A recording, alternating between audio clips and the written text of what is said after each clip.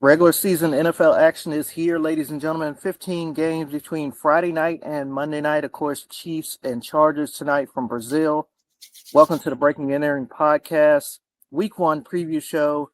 He's Ed, I'm Brandon. Ed, how do you plan on watching the games on Sunday?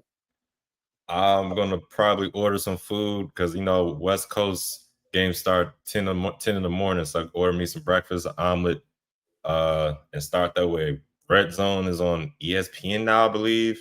They're doing commercials. That's a big hoopla. So I think they started doing commercials last year, honestly. So I'm not too surprised by that or anything. But man, I just can't wait. Had a great game last night that I can't wait to get into as well. But yeah, man, I'm just glad football is back. That stress, that blood pressure right raising, and because of my team, yeah, I can't wait for it. Even though I'm going to be miserable, sometimes I know I'm just ready for it to start. But let's get to this opening drive, shall we? The Cowboys have signed fullback Hunter Lepke to a 2-year extension. Jackson Dart is listed as the backup quarterback heading into Sunday's game in Washington. Right tackle Luke Gedke has signed a 4-year, $90 million extension with Tampa Bay. Amari Cooper has informed the Raiders he will retire after signing with the team August 26. Seahawks right tackle Abraham Lucas has signed a 3-year, $46 million extension.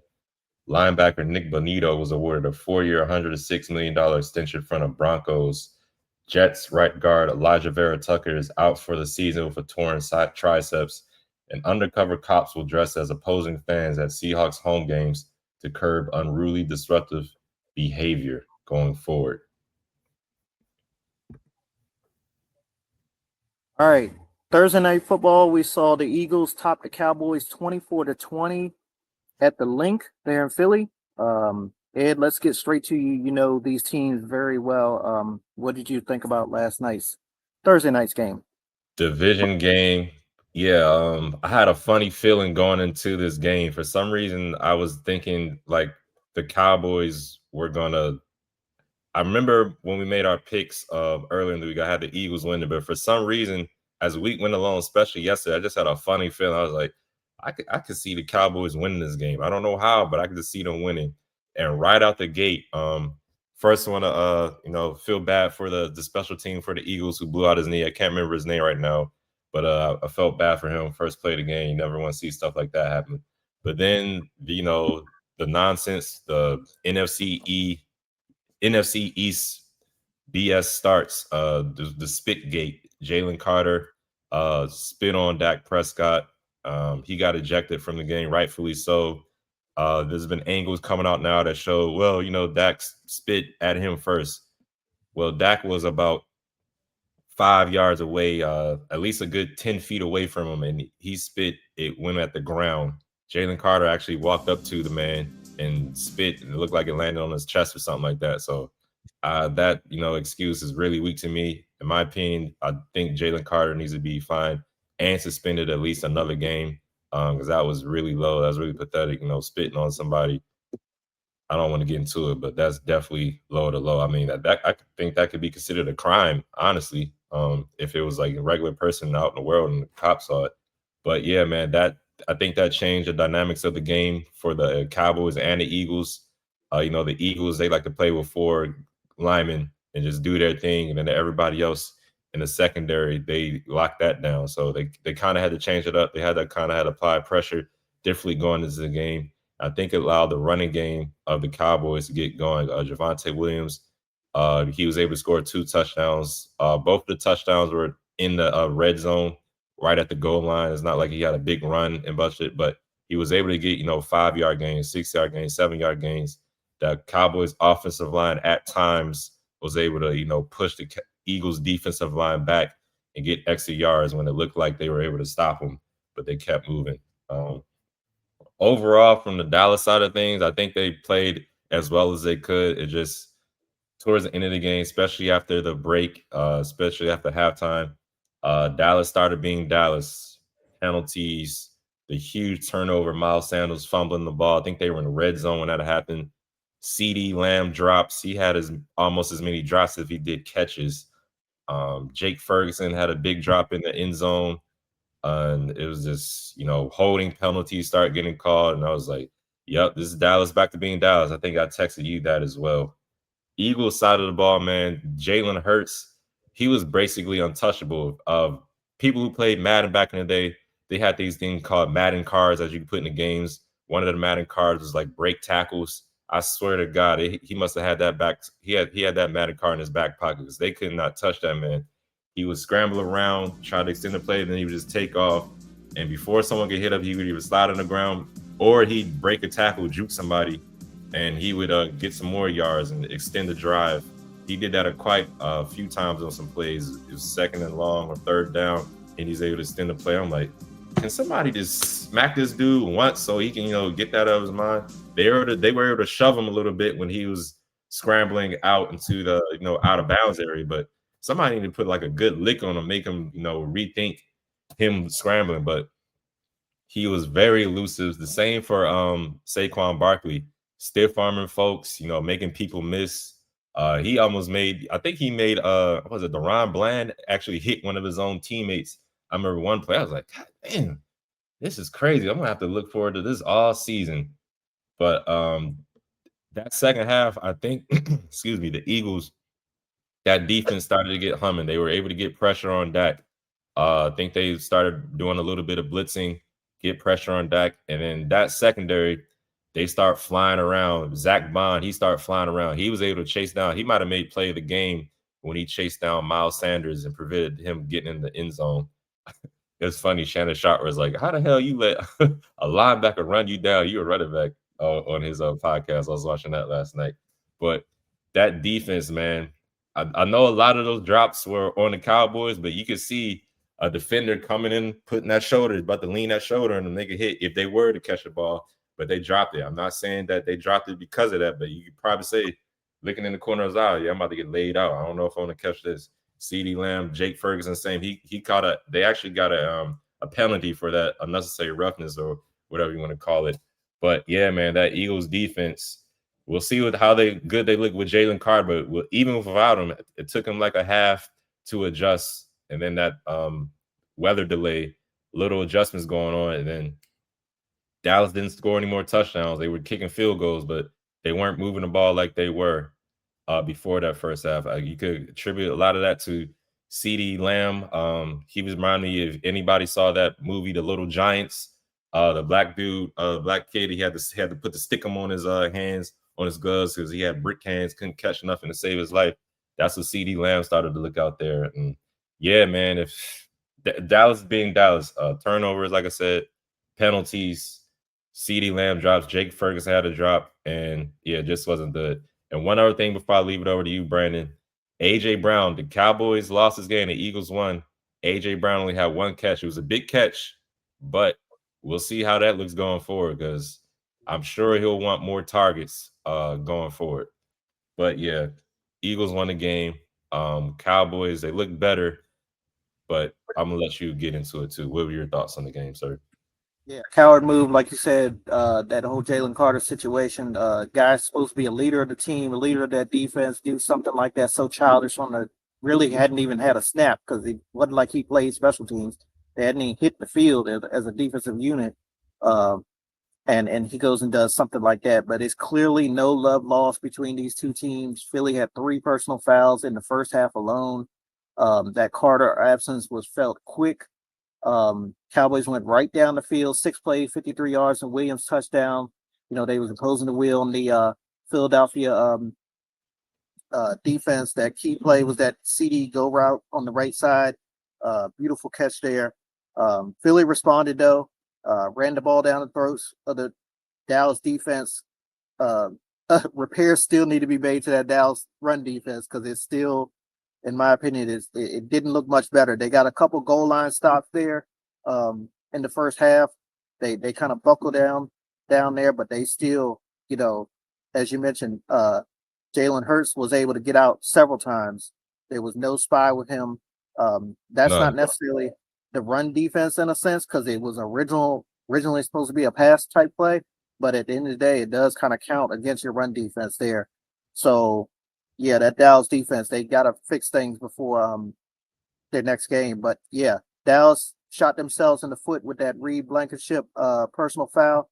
They got set up 1st and 10 from the I think it was 11-yard line, and the very next play, um, what's name fumbled? Was it Miles Sanders. Thank you, Miles Sanders fumbled, and luckily, Dak got a pretty much a touchdown saving uh tackle. It was kind of like that Yeah, Jerome Bettis, Ben good Roethlisberger point. play from years ago against the Colts in the playoffs.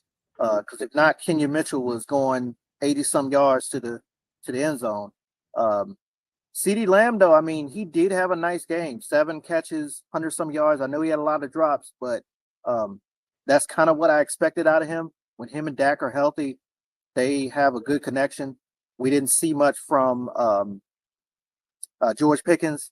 Turpin got involved. A lot of uh, jet sweeps and reverses with him. He got involved early, so that was good for Cowboy fans to see that because he is a pretty good playmaker when he's out there. But Philly does look good for the most part. They did give up a lot of rushing yards, but again, I think that Carter absence had just something to do with that. Dallas, they honestly look decent as well. They surprised me a little bit more than what I expected out of them heading into this game. Um, run Their run game was definitely improved, but they need to get that run defense fixed. They do have New York next week, the Giants, so that is an opportunity to get things straight. But trust me, we know New York ain't hitting on that much either. So we'll see how both of these teams um, end up down the stretch. But yeah, very good game for Thursday night. If the season is anything like that, definitely that first half, we're in for a very good season for sure. Yeah. Before we get moving on to the next one, speaking of CD Lamb and Dak, I believe CD Lamb got 500 career catches last night. I think that's like the fastest someone's been able to do that. So kudos to him, but I'm definitely sure he's more concerned about those drops he had because I think he only had like 7 drops last year. He had about 3 confirmed ones last night. I thought he had about 4 or 5, but they said he had 3 drops last night. So On that yeah, final drive too, I believe. yeah, yeah, the big one on that 4th and 2. Yep. All right, let's get into a game that's happening tonight. Chiefs at the Chargers in Sao Paulo, Brazil. I'd love to visit that country one day. Heard a lot of good things about it. But Brandon, what are your thoughts on this game? Chiefs at the Chargers in Brazil. So the Chargers were swept by the Chiefs in last year, 2024, but they did hold the Chiefs offense to fewer than 18 points in both those games. 3 sacks in both those games on Patrick Mahomes. The KC did only turn over the ball once. I think if the Chargers want to beat their rivals and if they want to get to that level and take them out of first place, they got to continue to disrupt Patrick Mahomes and force turnovers. It's got to be with that defensive line without having to send many other guys. They got to copy off what Philly did in that Super Bowl and get home with that front 4, front 3, whoever's up there.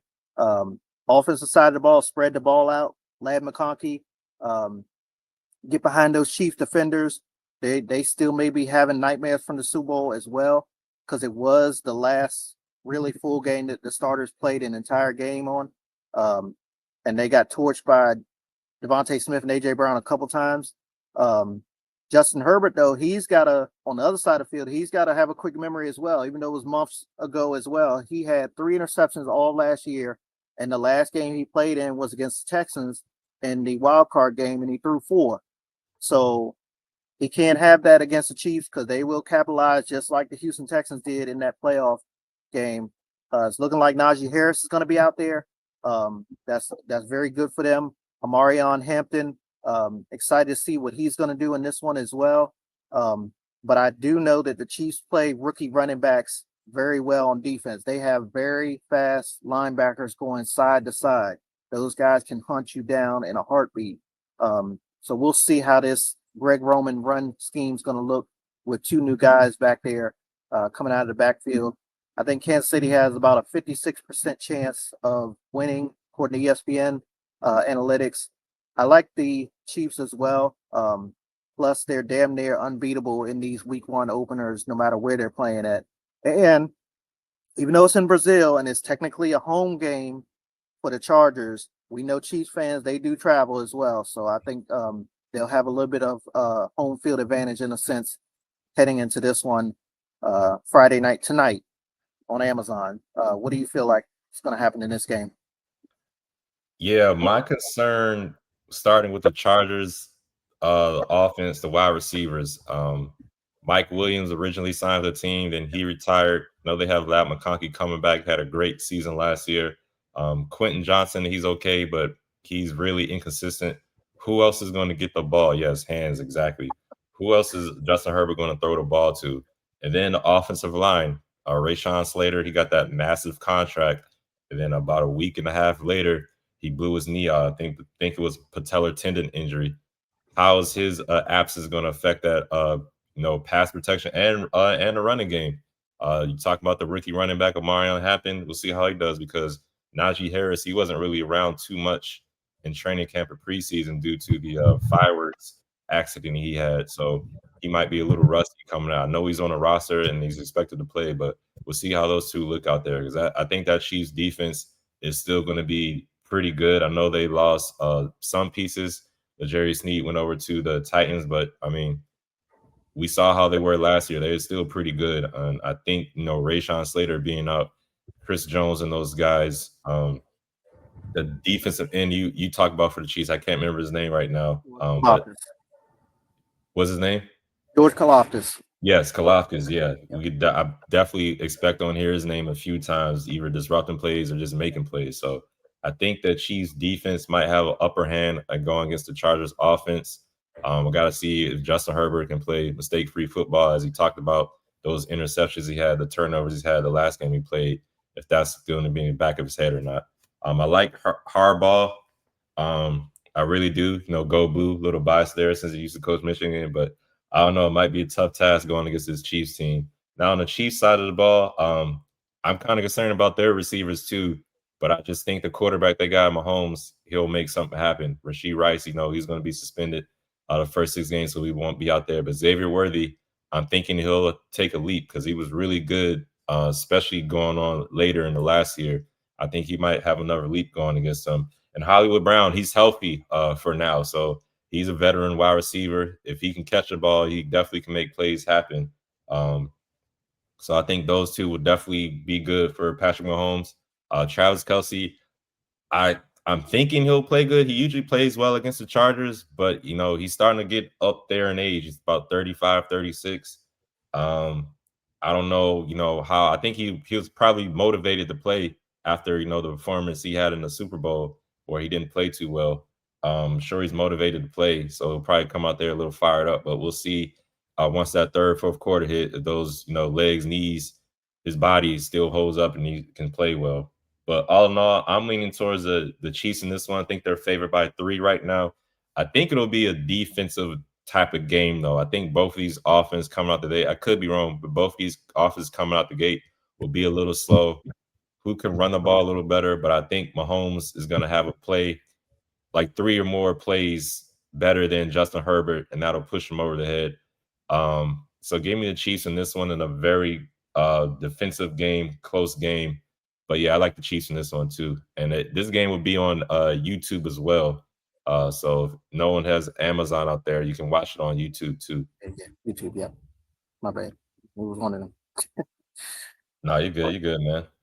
All right, let's talk about the Giants and Commanders. Boy, I'm kind of worried. I'm not gonna lie to you about this game, man. Just because on paper, the defensive line, I've been talking to you all, pretty much as soon as the schedule came out, like, man, I got Abdul Carter. I know he's a rookie, but first round, number 3 overall pick, I believe, added to Dexter Lawrence, Brian Burns, Kayvon Thibodeau, who as I always say, when he plays against the Commanders, he looks like the first round pick that he always was projected to be. Against other teams, I don't know, but yeah, we'll see. I'm gonna start with my team, the Commanders, first. My main concern or my main question mark right now is the defense, specifically the defensive line. I know we picked up Javon Kinlaw and Eddie Goldman, but who's in Dietrich Wise? Who's going to be and Von Miller? Who's going to be the disruptor, the consistent pass rusher? We lost Dante Fowler. He's over at the Cowboys now. Who's going to make plays, impact plays when we need a play happen? I think Von Miller is able to do that, but he's like a hired gun. He's going to be, in special scenarios. He's not going to be on the field every play. I'm talking about every play. Is there going to be somebody who's going to win, at least 85% of the time against the opponent he's going against? I'm hoping it's Deron Payne. I'm hoping Johnny Newton takes the next step and is good to play and won't have a turnover or, excuse me, penalties, things like that. I'm hoping we can stop the run because we could not stop the run last year against anybody. We were terrible against the run. That's what we need to do. We need to be able to stop the run because I think that secondary is improved. Mike Saren still, I think he's great. I think he's going to be great. I'm hoping he takes another lead. Him and Jaden Daniels seem to be good friends. I'm sure they compete against each other a lot and make each other better. So I'm not worried too much about the secondary, especially with the improvements we got in the offseason. Jonathan Jones at cornerback, Will Harris too. I think Trey Amos, you mentioned him as well in your analysis earlier in our previous shows about him. So I'm thinking he's going to be a good addition to the secondary. And then, like I said before, Marshawn Lattimore, once he got on the team and started playing, that defense was good. Or, well, it got better. But the run defense was still not good. We were still having wide open gaps. Like I said, a garage door open. We need to have that stop. I'm hoping Javon Kinlaw and Deron Payne in the middle, can, keep it tight, keep it solid, get some pressure on these guys. Don't let them run the ball against us. Now, Malik Neighbors, I think he's a freak of nature. He's got Russell Wilson now throwing the ball. He got his patented moon balls.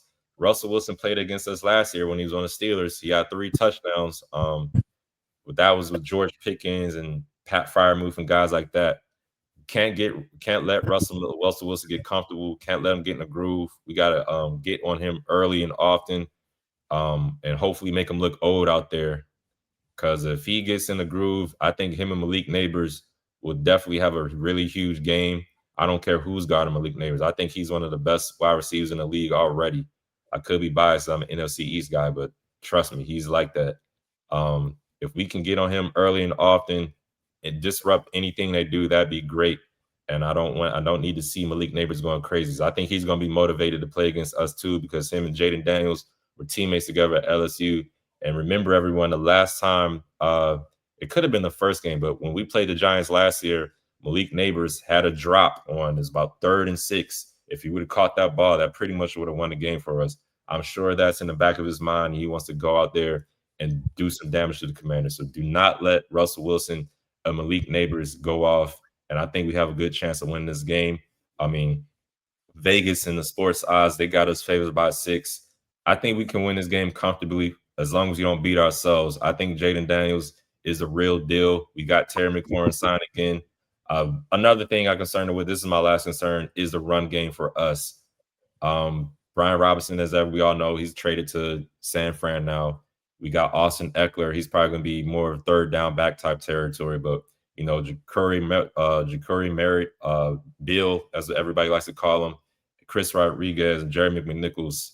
Which one of these guys? It's probably going to be running back by committee, but which one of these guys is going to, make impact plays and have that run game going? Because run game is very important in the NFL, as everybody knows. I know the running back is the value, but we all know a good running game definitely helps the quarterback out. I'm sure Jaden Daniels is going to have design runs and run when he needs to, but we need that run game to support him a lot. And I think we should be good. I think the offensive line for us is new and improved. I like Laramie Tunsil, even though he's a little older. I'm hearing good things about Josh Connerly, and we still got Tyler Biotish, the other gentleman whose name escapes me. Sorry, sir. But I think the running game will be okay. I think as long as the offensive line can hold up, Tyler Biotish, Brandon Coleman, Nick Allegretti, those are the other 3 guys. Sorry about that. I think we'll be good, though. I like our chances to get the Giants. As long as we stop the run, don't let Malik Neighbors go off, we should be good. I think we'll win this game. I don't know if we'll cover the full 6 just because it's NFC East and we know each other well, but give me the Giants in this one. Oh, excuse me, I'm tripping. Give me the Commanders in this one. Brandon, what about you? Give me Washington as well, but I don't think it'll be easy for his team on Sunday. 3 things I'll have my eye on. How will Ed's offensive line hold up against Kayvon, Brian, Abdul, and probably my favorite of the 4, Dexter Lawrence, back off of injury. When he left last year, was leading the league in sacks. It is way easier said than done. Number 2, who's in charge of covering Malik Neighbors? Marshawn Lattimore, Samer Steele, Trey Amos, the rookie. We're going to play man-to-man. We're going to play zone. I wouldn't suggest no man to man against him. Just saying. I ain't no defensive guru, but like Ed said, he's one of the best receivers in the league. And can Washington's uh, offense run game attack the Giants' run defense? We all know the Giants' secondary has issues. Um, and will those pass rushers be good at stopping the run? We know that they can blitz and get after the quarterback and be disruptive against whoever's under center, but can they stop the run? I know Dexter Lawrence can, but we'll see how the other guys do. I think Jaden Doe and his playmakers will have a big day. Deontay Banks on that defensive backfield for the Giants. He's a liability. He hasn't lived up to that first round talent out of the University of Maryland a couple years ago. And of course, he's got to face guys like Debo Samuels in his debut, playing on a contract or trying to, uh, get another contract. Scary Terry just got paid, and Zach Ertz, who is again had that camaraderie built the last couple weeks of last season with Jaden Daniels. Um, these games were extremely close last year. You mentioned one of them. Uh, both of them decided by 8 points or fewer combined. Washington did get the sweep. I think it'll come down to the fourth quarter. I think Ed's blood pressure will be through the roof, but I'm going to take the Commanders by 3 there at Northwest Stadium Sunday afternoon. All right. You're watching the Breaking Entering podcast. Ravens and Bills will be on the NBC Airways Sunday night, 8:20 p.m. Eastern Time. Ed, let's pick your brain on this one. Last time these two teams met, the Ravens had a bunch of penalties. I mean, a bunch of penalties. I think it was 12 penalties. If they can cut those down, if they can play mistake-free football, that'd be great. But if they can cut down these penalties in half, I think they'll be fine against the Bills. But you never know. I think it's something about the Bills. A lot of teams, it just mental mistakes start happening. I don't know, but penalties. Last game, gotta get rid of that. I don't think Isaiah Likely's playing right. I think he's still dealing with that injury. So, that's a big weapon. He came to his own last year, especially when Mark Andrews is out. Want to see how the offense looks without him out there. But I've been saying this is a prove it year. I know Lamar Jackson's a two-time MVP, great in the regular season. The playoffs, kind of a different story. It's 3-5 in the playoffs, if I'm not mistaken. But this is a prove it year, and this is a team you want to prove it against, the Bills. I know it's early in the season, but definitely I can see late in the season this game could come back and be like a tiebreaker type game to determine who has home field advantage when the playoffs start. So this is a very important game, even though it's the first game of the season. Ravens, can you still run the ball like you used to? I believe so. Derrick Henry out there. You got Keith Mitchell back now. I think he'll be a really good back. I think the running backs we have now, you'll let Derrick Henry, he'll still do his thing, but I think he can play a little less now. These other running backs that you got, I think they'll be real good for you. I think Mark Andrews is definitely ready to play against this Bill, especially, the whole drop and whatever you want to call it. I think he's really ready to play right now. I'm gonna keep it short though, man. I really want to hear what you got to say about this. I like the Ravens this one. Want to go to the Bill side of the ball. The defense, I know they picked up Joey Bosa, but I'm still not too sold on the secondary. I think Lamar Jackson can take advantage of that. I think Zay Flowers is a really good wide receiver. And I think, Lamar Jackson just being Lamar Jackson doing his thing, extending plays, he's definitely going to exploit the weakness of that Bills secondary. Now, don't get me wrong. I don't think the Bills defense is weak. Like I just mentioned, Joey Bosa, the linebacker, I'm sure you're going to bring him up for the Bills too. He's definitely got to watch out for those guys and stay and play mistake-free football. No turnovers now. And y'all should be good. I think this is in Buffalo, but the Ravens are favored. I know it's only about, I think they're only favored about 1. So a lot of people thinking the Ravens should win this too. I think the Ravens will win this. I think that defense, because I know the Bills got Khalil Shakir. They got some good, decent tight ends, I think, but I think that Ravens defense is going to be a little better, especially with Jair Alexander coming over. I want to see if they can disrupt Josh Allen, the defensive line. I think they can. And I think Kyle Hamilton will make some plays. I think he will make a couple of game-winning plays, if you know what I mean, interception, forced fumble, something like that. But Give me the Ravens in this one, man. But I'm definitely want to hear your thoughts on this one. Keys to the game. I wish I had two stop signs because we need to stop James Cook on the offensive side of the ball. He rushed for the team rushed for 147 yards in the divisional loss, which is not we don't usually give up that many yards in a game. And another stop sign for Matt Milano. As you mentioned, I was going to mention him, and I am. He always plays us really well. Number 3, limit those east to west Josh Allen throws. He is the best quarterback in the league, in my opinion, of going sideline to sideline and just hitting a bomb downfield. Number 4, winning the turnover battle. I mean, that's common for most games anyway. And another one that's common, my fifth and final point, convert on third down. We can keep drives going. Obviously, that's more points, whether it's field goals. I do want to see Tyler Luke kick, but I don't want to see him that much kick during the regular season. And obviously, of course, touchdowns. I'm feeling good about this one, despite the fact Lamar is 2-3 against Josh Allen. We played them very well in the regular season last year. Again, last year in the playoffs, we beat ourselves. Honestly, we all know that. You mentioned the penalties. We had LJ had a bonehead interception. He had a fumble trying to escape. I believe it was DeMar Hamlin. Of course, Mark Andrews had that drop, so we kind of beat ourselves in that game. Isaiah Likely, he probably will not suit up this one, as you mentioned, which kind of sucks because he's that guy that comes out of nowhere, even though he has a good 6-7 catches a game for the most part, but he'll come out of nowhere and make this big play, and it'll be enough to kind of like get that offense going or boost us up even more if we need to. So he's going to rely on LJ's going to rely on Mark Andrews and Charlie Kohler.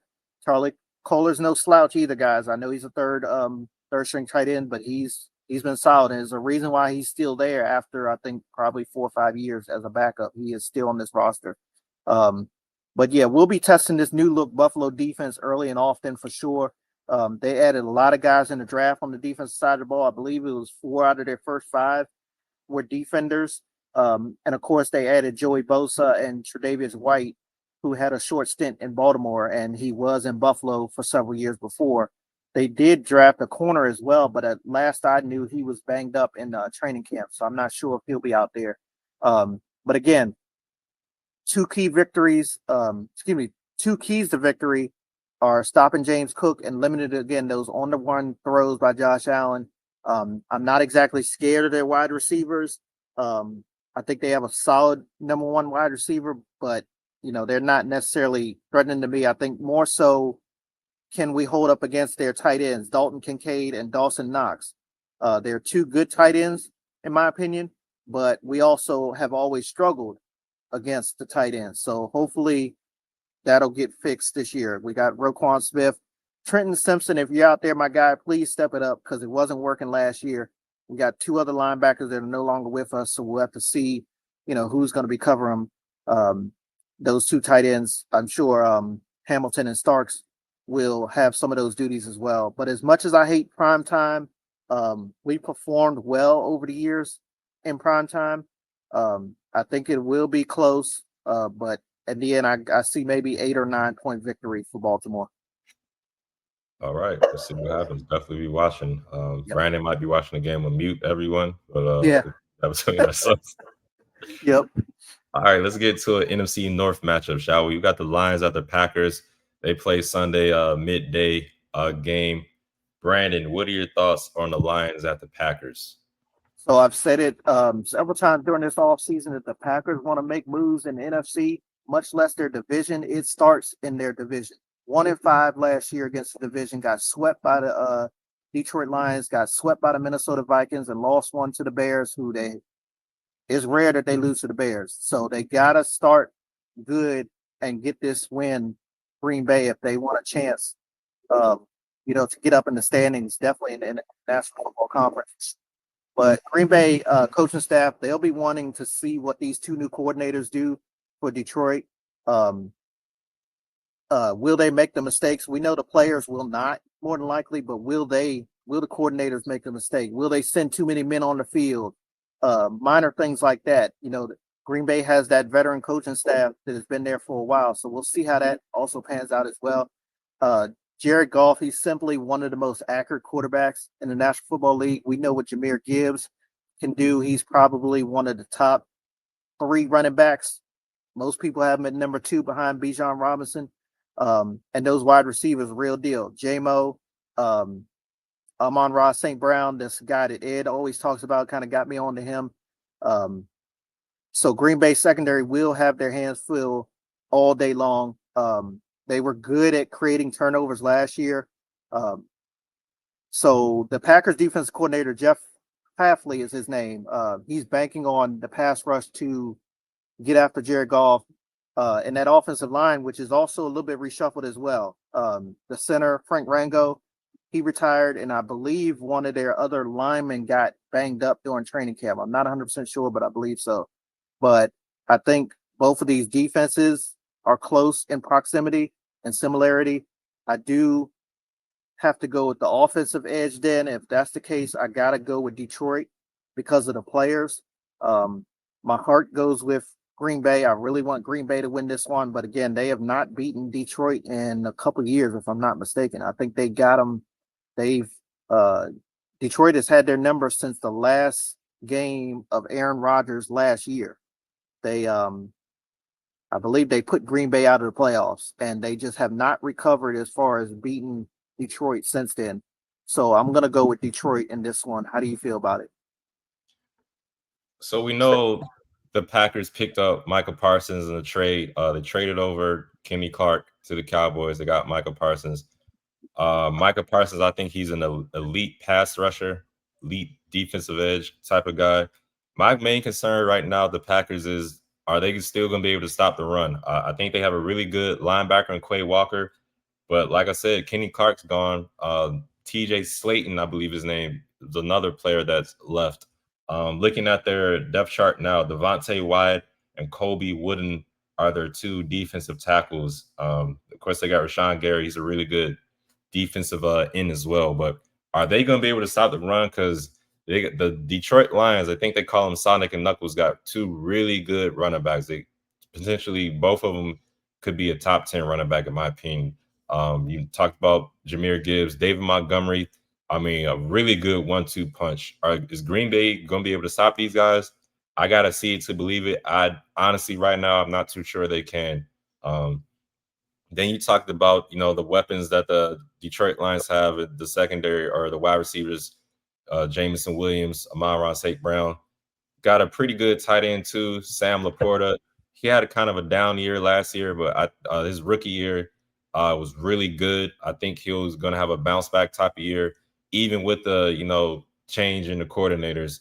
I think him and Jared Goff will have a good connection. Another reason I'm saying that is I drafted him in one of my fantasy leagues, so I'm hoping he does have a good connection too. But I think that running game with the Lions is gonna put them over the edge against the Packers.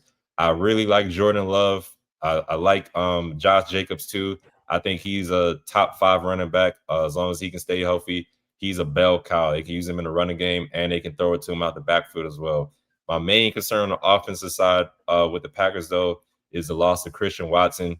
I know they drafted a Matthew Golden, speedster wide receiver, but who's going to step up? I like Jaden Reed a lot, but who's going to step up and be that primary guy who makes a catch when they need to? I think they have a good tight end as well, and Tucker Kraft.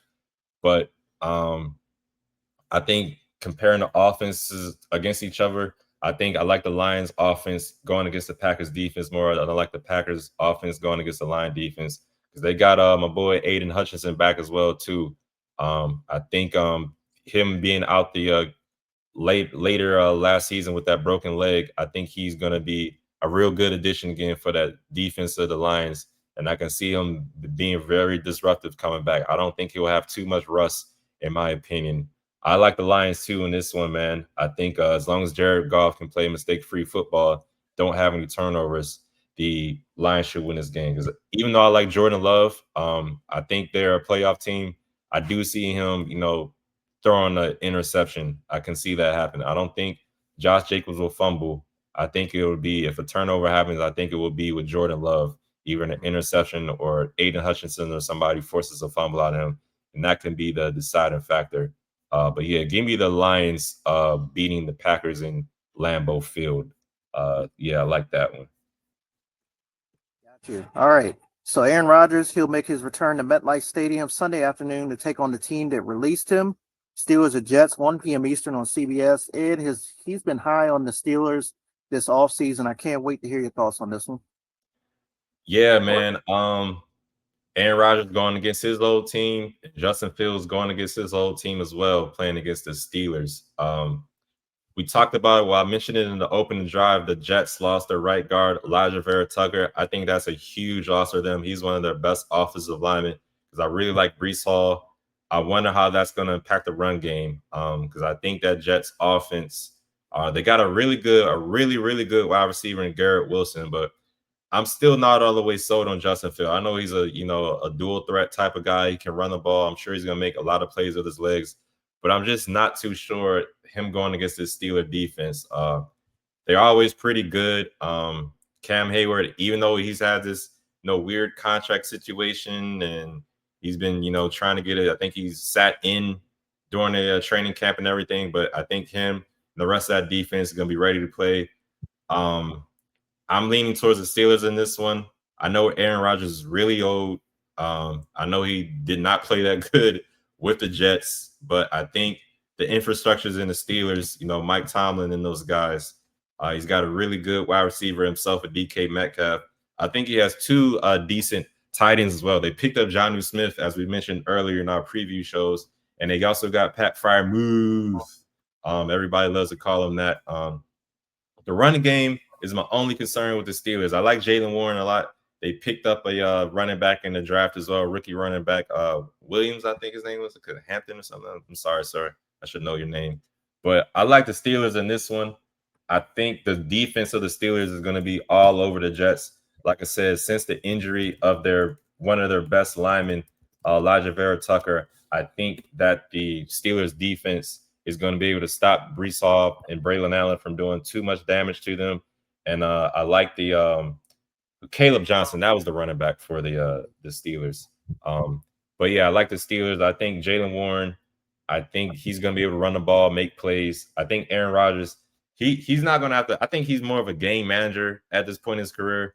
I think he'll make a couple of throws here and there that are pretty nice, extend the drives, getting them scores. But I don't think he'll have to do too much. I think that defense will keep everything under control. I think he'll play with a lead. They can play behind a run, control the time of possession, and I see the Steelers winning this game. But I do think Justin Fields is going to be motivated.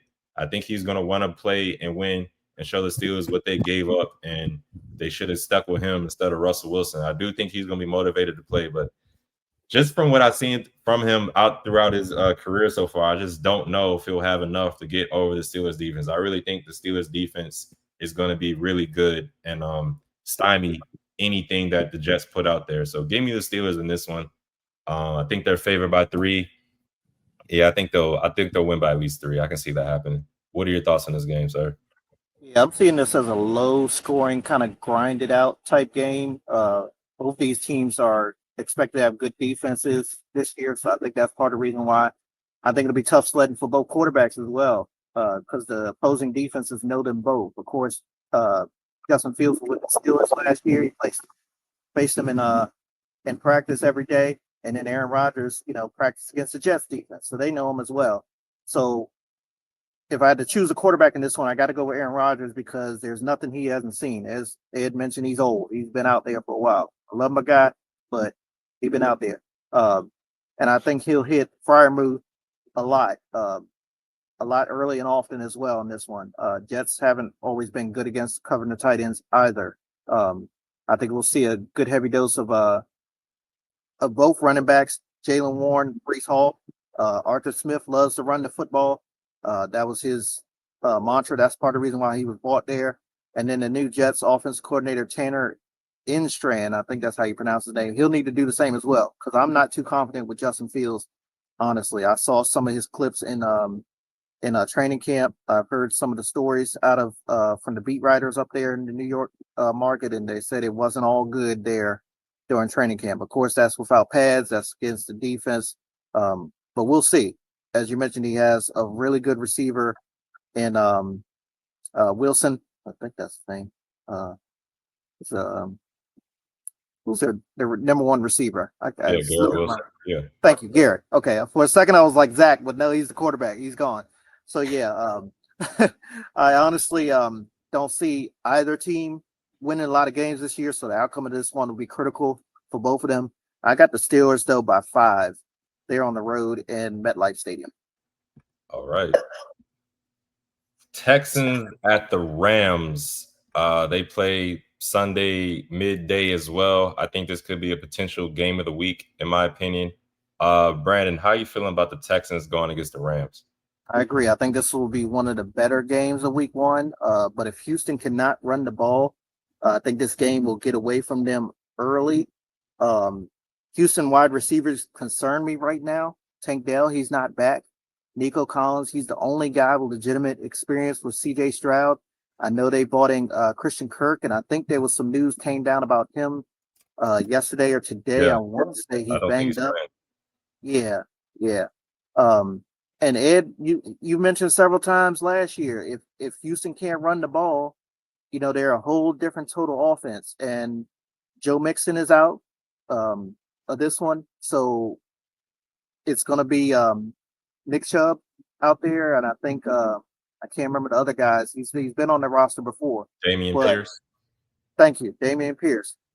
We got to see how those guys will they step up. I'm hoping they do. I like Houston, but we got to see. But I think Houston defense can help them in this one. Yeah. I think that D'Amico Ryan's calling the plays on the defense side of the ball. He'll want to test that back of Matthew Stafford that we've been talking about the last couple weeks on all of our preview shows to see how it holds up. We have not seen him in preseason. Um, he didn't play much. He didn't even get very many reps during practice during training camp. So how will his back hold up? It will be the first time that we see Stafford with Puka Nacua and Devontae Adams on the same field, his new wide receiver duo. Um, I believe that we could see more runs on first and second down out of Los Angeles Rams offense to help ease some of the pressure on that 37-year-old quarterback. Again, Matthew Stafford, he's the man. I respect the hell out of him. But when you got a back injury, it affects your posture, it affects your throws, all that kind of stuff. Back is pretty much as bad as having a lower leg or ankle injury for sure. But at the end of the day, this game favors the Rams, in my opinion, because I think they have the better team in a sense. So I'm going to go with Los Angeles. How do you feel about it? Yeah, which one of these offenses is going to be able to perform better against the defense? As we mentioned, the Texans defense, Will Anderson, Neil Hunter, Derek Stingley Jr., you mentioned him as a potential defensive player of the year, him along with Kamari Lassiter. Can those guys beat Puka Nacua, Devontae Adams, and then the running back who just signed an extension with the Rams, Kyron Williams? Can those guys beat them? I'm not too sure. I really like Devontae Adams, a veteran wide receiver, Hall of Famer, in my opinion. I think he's going to make some plays out there. I know Matt Stafford at this stage in his career is probably like a statue in a pocket, but I still think he's tough as nails. He might get hit early and often. If that back holds up, I think he'll be out there able to perform. He got that legendary play when he was mic'd up with the Lions when he got smacked, and you could hear him just moaning and groaning in pain. And he got up off the ground and made plays and win the game at the end of the game. I'm leaning towards the Rams too. I think, like you talked about early, the run game for the Texans. I'm just not sure. I really like Nick Chubb before his injury he had against I think it was against the Steelers when he was on the Browns. But I'm not sure if he'll be back as the same type of guy. I know he's a year removed from that now, so he should be a little bit more healthy. But I'm just not sure he'll be the same type of guy that they need him to be, like Joe Mixon was. So we'll see. The Texans have two rookie wide receivers too. They're going to need to step up. Jalen Noel and Jaden Higgins. I'm sure CJ Stroud, if he can get the ball to them, because that Rams defense isn't no joke itself. Talk about Jared Verse, and Braden Fisk a lot, but they got some players on the Rams defense that can definitely disrupt the ball. I got to see how the offensive line of the Texans hold up, but I see CJ Stroud probably running for his life a little bit going out there. I don't know how much time we'll have to get the ball out there. And then will the receivers be able to make plays? I'm sure Nico Collins is going to make his plays, but I'm pretty sure it's going to have to be these newer guys and guys who've been there before. But these two rookie wide receivers, they're going to need to play well, get open quick, because I'm not sure how much time CJ Stroud is going to have back there. I'm not sure about this offensive line. They lost Laramie Tunsil in the offseason. So he's going to have to, get the ball out quick. I was surprised last year. I thought him and Dalton Schultz would connect a little bit better last year. That didn't seem to be the case, in my opinion. Maybe, they'll have a better connection going in this year, because I think he's going to have to get the ball out like less than 2 or 3 seconds. I don't think we'll have a lot of time in the pocket. But overall, I'm leaning towards the Rams too.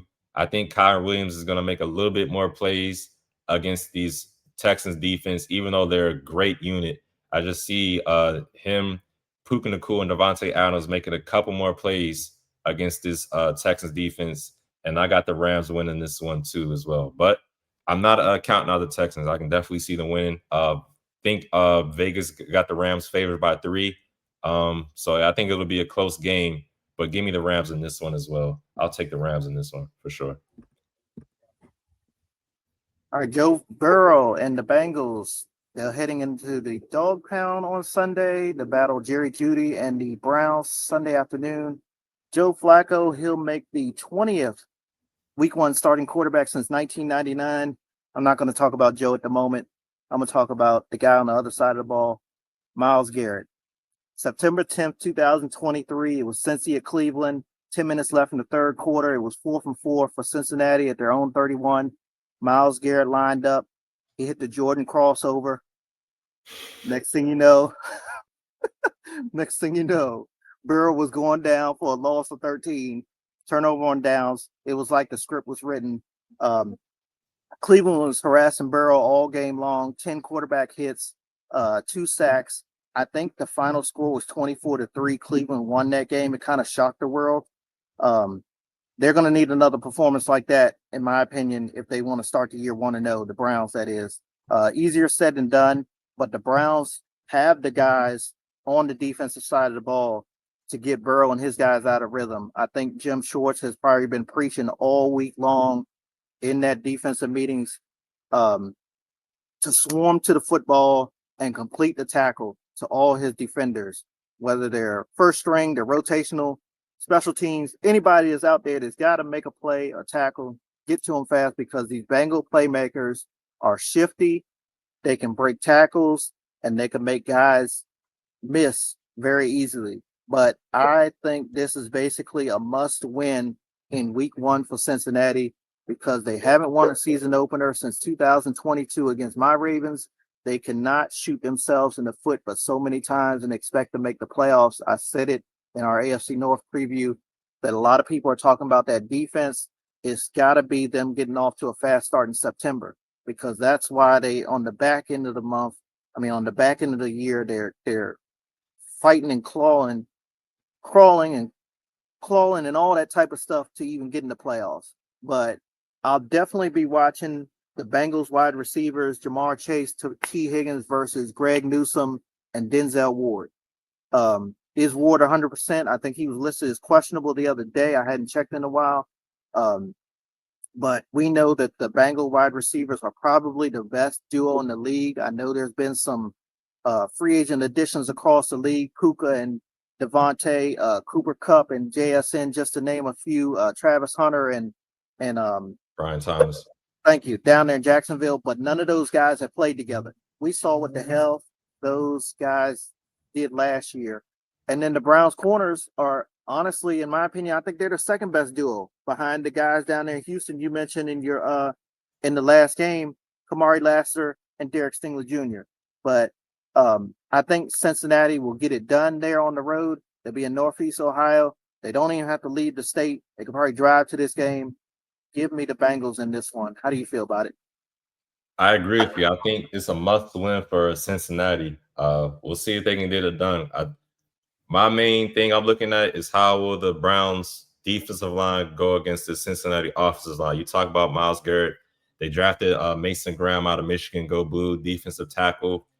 So how is he going to look this new, first round pick for the Browns? Is he going to be a disruptor, stopping the run? I like Chase Brown a lot, but is Mason Graham going to go out there?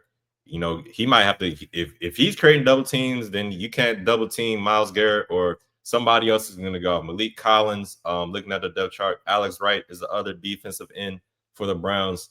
If the Browns dominate the offensive line of the Bengals again, it's going to be a long day for Joe Burrow. He ain't going to have too much time to throw it up to Jamar Chase and T. Higgins and the tight ends that they got. He gonna have to play it's a game they used to play back in the day called Jackpot, where he just throw the ball up and hope somebody on his team cover him and catch it, because he ain't gonna have a lot of time to throw that down ball if I'm thinking it goes how it goes. But you talk about Joe Flacco, he's been in the league a long time. Is he still able to make plays? He's a veteran. He's seen it all too. A winning quarterback. If he gets to the playoffs, you can't bet against him. But the regular season, they call him Joe Fluco for a reason. He's either going to throw 5 interceptions or 5 touchdowns. We'll see how it goes. Is this Bengals defense new and improved? I mean, you got a new coordinator. You got a first round draft pick that was on the defense side. A second round draft pick is on the defensive side. Defense, I said it a lot earlier this show, or early in the previous shows, stunk. They were terrible, below average at best. If they're even average this year, that'll help Joe Burrow out a lot. I'm betting it can't get too much worse than it was last year. Trey Hendrickson, they re-signed him. So he'll be playing. But if that defense is average this for the whole season, but especially against the Browns, I'm just not sold on Joe Flacco, and a running game too. By the way, I like Jerome Ford. He's okay. They got some other guys. I think Dylan Sampson is the gentleman's name. Yeah, Dylan Sampson. Dylan Sampson is the other running back for the Browns, but I'm not sold on those guys. I like Jerry Jeudy a lot too. He's a good receiver, but he's not a true number one receiver in my opinion. He could probably prove me wrong. We'll see how him and Joe Flacco look out there, but this Browns offense really doesn't scare me too much. Besides David Njoku, I'm not too sure about this Browns offense. So if the Bengals can, just don't. I'm not saying they're going to shut them down, but just contain it. Just don't not every time y'all in the field it's a field goal or a touchdown. Create some punts. Create a turnover once in a while. That'd be great, for Joe Burrow. Don't go 3 and out as well too. Just if the Bengals defense can just be okay, I see the Bengals winning this game. But they're gonna have to protect Joe Burrow because Myles Garrett is coming. When he plays against other, defensive ends that are really good, he's talked about it when he played against the Steelers and TJ Watt. He wants to show everyone that he's a better defender on the field. He likes to play against Trey Hendrickson as well because, Trey Hendrickson is one of those guys against a bunch of sacks. I know Myles Garrett's going to be ready to play. As long as they can, don't let him break the game open. I got the Bengals winning this one too. So we'll see what happens, but give me the Bengals in this one. It's a divisional game though. The Browns played well against the Bengals, but come on, Bengals. Y'all got to get it done. Like you said, this is a very important game. It's a must win in my opinion for the Bengals. So I'm leaning toward the Bengals too. Absolutely. All right. We have several of the games on the week 1 schedule to look at. Bucks at Falcons, Dolphins at Colts, Raiders at Patriots, Cardinals at Saints, Panthers at Jaguars, Titans at Broncos, 49ers at Seahawks, and Monday Night Football is Vikings and the Bears. I've got 4 that I'm going to have my eye on. Dolphins and Colts is one of them. Looking to see how Daniel Jones and Tyler Warren, how that connection will look, because they looked really good against my Ravens defense in the preseason opener in Baltimore. So we'll see if that connection continues into the regular season. Cardinals at Saints. The Cardinals are my NFC sleeper. My NFC sleeper. Have them finishing as the 7th seed as of right now.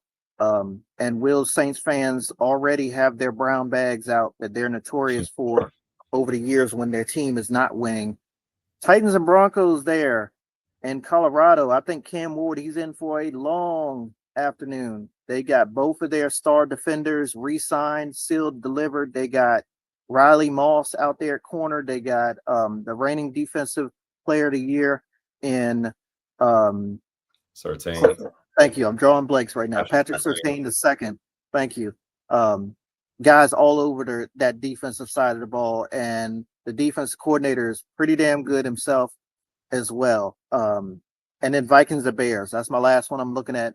Um, there's been a lot of people hyping up Chicago and Ben Johnson, Caleb Williams and Ben Johnson. I think they'll be humbled after this one. This Minnesota defense has not taken a step back, in my opinion.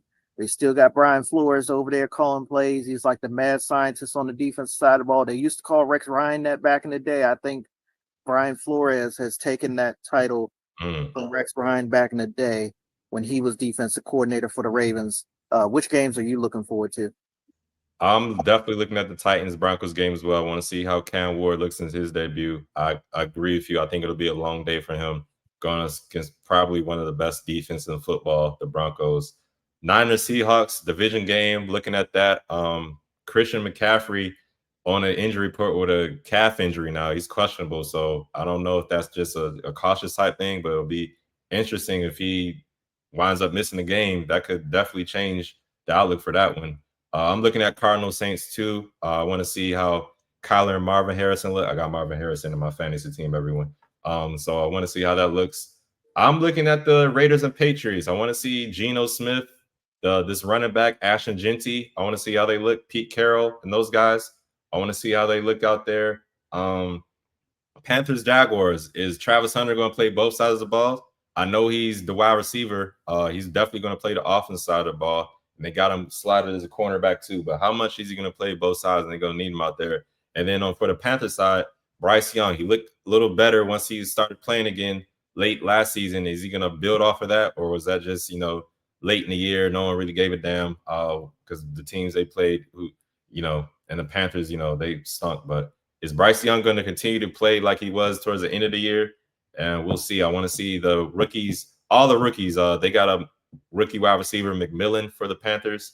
See how they look out there as well. But I'm gonna try to catch all these games. I'm gonna try to have Red Zone on and see. They'll show the highlights of all these games. So I'm gonna have an eye on all these games as well. But definitely Panthers, Jaguars, Titans, Broncos. I'm looking at the Vikings, Bears too. You're right. That should be a good game. I got to see how JJ McCarthy looks, honestly. I know he's got a nuclear weapon in Justin Jefferson. I like TJ Hawkinson a lot as well. And Aaron Jones is a really good back. But I got to see how JJ McCarthy looks out there. I don't know. I know he's a Michigan guy, go blue. So I have faith in him. But I just got to see it before I believe it. But yeah, those are definitely the games we're looking at. And of course, I got to mention Bucks Falcons. That's another division game. Michael Penix is getting the start. I love Bijan Robinson. Drake London's really good wide receiver. Can they upset the Bucks this first week? We'll see. We will definitely see. If Sam Darnold can have a Pro Bowl type season with the Vikings, then damn it, JJ McCarthy can too. Just watch. All right. We'll see. Um, Kind of get into a new segment this year on the Breaking the Entering podcast. Last year we had our guaranteed picks of the week where we just pick one game. Trying to expand that a little this year. Our parlay picks. You can make multiple picks, call it a parlay. For my parlays, give me the Cardinals over the Saints. I think the Saints are going to be one of the worst teams in the league this year. I think the Cardinals is going to be better. Like Brandon said, they're like a sleeper team for me. I got them making the playoffs as well. Give me the Broncos over the Titans. I think Cam Ward is going to have a long day out there, getting disrupted by the Broncos defense. I'm taking my Commanders over the Giants. Jaden Daniels not going to have a sophomore slump. I think once he figures out how to maneuver against this Giants D line, and if the running game is great, they'll handle him fine. Give me the Ravens over the Bills. I just think it's Lamar Jackson or no. I think it's a proven year for him. So that's what I got: the Cardinals over the Saints. I got the Broncos over the Titans. Got the Commanders over the Giants, and I got the Ravens over the Bills. Also, I'm taking it. Yeah, give me the Lions over the Packers too. Those are my 5 picks: Lions, Commanders, Ravens, Broncos, and the Cardinals. Brandon, you got a parlay for us? I do.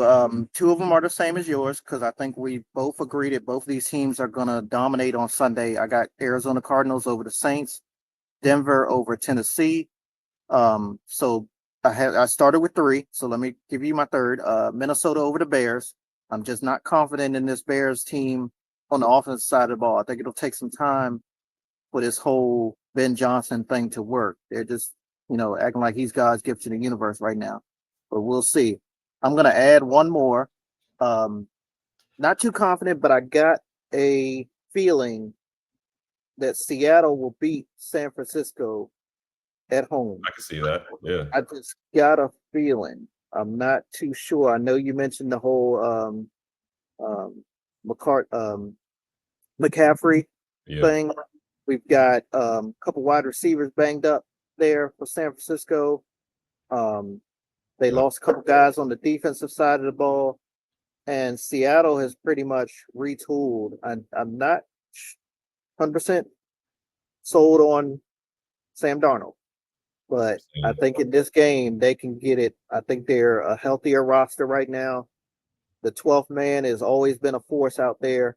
So give me the Seahawks over the 49ers, as well as Denver, Arizona, and Minnesota. Got you. All right, everyone. If y'all use our parlays and y'all win, just slide us a little something. All right, just throw us a little something our way. If y'all lose, hey, charge it to the game, man. You know how it goes. Just charge it to the game. But y'all win, come on, holla at your boys. All right, holla at your boys. That's gonna do it for another episode of the Breaking the Interim podcast. We'll be back next week to recap all of the games, give you our bonehead plays of the week. I'm gonna say mine's already the Jalen Carter. We tweeted it out on our Twitter page. Jalen Carter, automatic bonehead move of the week with the spitting situation. But yeah, y'all be safe out there. Glad football is back. Y'all take it easy out there. All right, peace.